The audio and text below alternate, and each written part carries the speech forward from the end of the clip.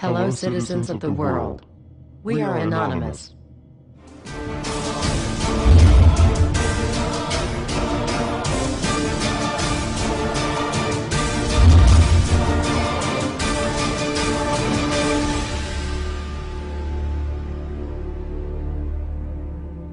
Dear brothers and sisters, now is the time to open your eyes. In a stunning move that has civil libertarians stuttering with disbelief, the U.S. Senate has just passed a bill that effectively ends the Bill of Rights in America. The National Defense Authorization Act is being called the most traitorous act ever witnessed in the Senate, and the language of the bill is cleverly designed to make you think it doesn't apply to Americans. But toward the end of the bill, it essentially says it can apply to Americans if we want it to. Bill summary and status. 112th Congress, 2011 to 2012, S. 1867. Latest title, National Defense Authorization Act 4.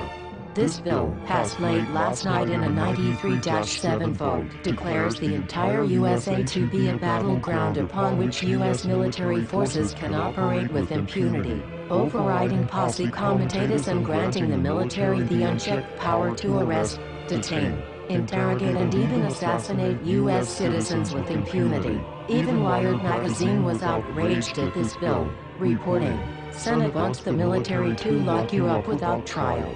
The detention mandate to use indefinite military detention in terrorism cases isn't limited to foreigners. It's confusing, because two different sections of the bill seem to contradict each other.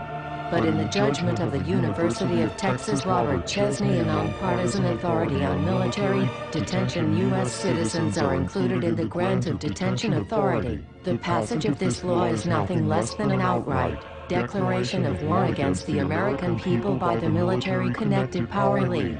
If this is signed into law, it will shred the remaining tenets of the Bill of Rights and unleash upon America a total military dictatorship, complete with secret arrests, secret prisons, unlawful interrogations, indefinite detainment without ever being charged with a crime, the torture of Americans and even the legitimate assassination of U.S. citizens right here on American soil. If you have not yet woken up to the reality of the police state we've been warning you about, I hope you realize we are fast running out of time. Once this becomes law, you have no rights whatsoever in America, no due process, no First Amendment speech rights, no right to remain silent, nothing. The U.S. Senate does not want us to speak.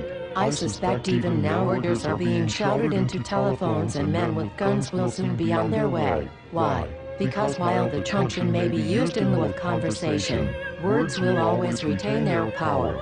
Words offer the means to meaning, and for those who will listen, the enunciation of truth. And the truth is, there is something terribly wrong with this country, isn't there? Cruelty and injustice, intolerance and oppression, and where once you had the freedom to object, to think and speak as you saw fit, you now have censors and systems of surveillance coercing your conformity and soliciting your submission. How did this happen? Who's to blame? Well, certainly there are those who are more responsible than others, and they will be held accountable.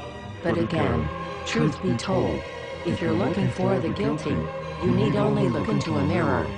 I know why you did it. I know you were afraid. Who wouldn't be? War, terror, disease. There were a myriad of problems which conspired to corrupt your reason and rob you of your common sense. Fear got the best of you, and in your panic, you turned to the now president in command, Barack Obama. He promised you order. He promised you peace. And all he demanded in return was your silent, obedient consent.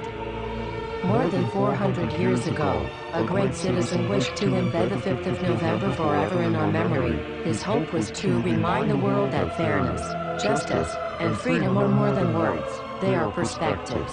So if you've seen nothing, if the crimes of this government remain unknown to you, then I would suggest that you allow the 5th of November to pass unmarked.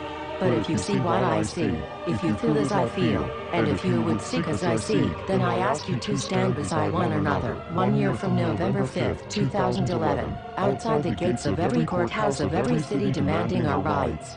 Together we stand against the injustice of our own government. We are anonymous. We are legion. United as one. divided by 0. We do not forgive censorship. We do not forget oppression. U.S. Senate. Expect us.